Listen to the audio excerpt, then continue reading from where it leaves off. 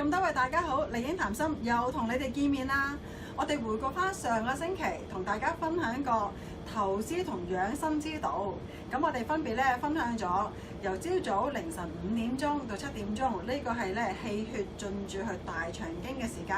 咁所以我哋就要調理同埋修補好大腸咯。咁之後就係7點到9點，就係我哋氣血進駐到去胃經嘅時間啦。所以我哋要強胃健胃，從而等我哋可以獲得一日嘅精力充沛。咁跟住以下落嚟就係脾經嘅時間，就啱啱正就9點到11點呢段時間㗎。咁脾經就係可以管我哋嘅意志同埋思維，好等我哋喺作出一日最重要決策嘅時候做一個最佳嘅準備。而今日我哋就開始分享就係中午11點到1點鐘呢段時間啦，就係氣血進駐到去心經嘅時間。咁喺呢段時間好多時我哋中國人就好醒目嘅，就係小睡片刻。點解要小睡呢？原來當我哋氣血去到心經去修補住我哋心臟嘅時候我哋喺呢個時辰或者喺呢段嘅時間當中可以抽到大概15到20分鐘。瞓一陣就可以令到我哋可以養心同埋寧心安神。除咗係可以幫我哋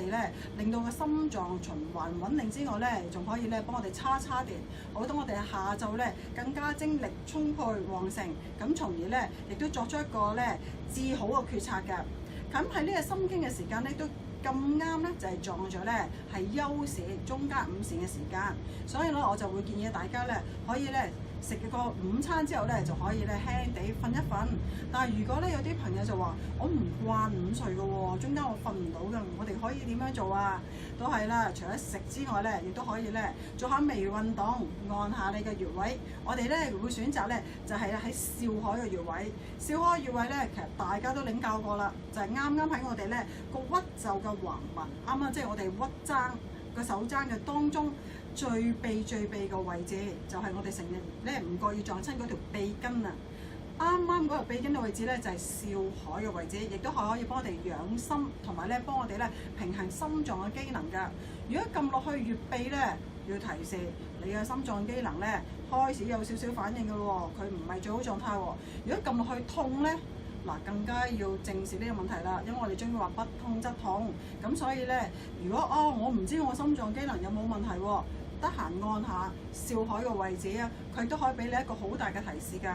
至於按完少海啦，咁跟住之後就開市㗎咯喎。咁開市就啱啱亦都係我哋1點到3點鐘係我哋個小腸嘅時辰嚟嘅。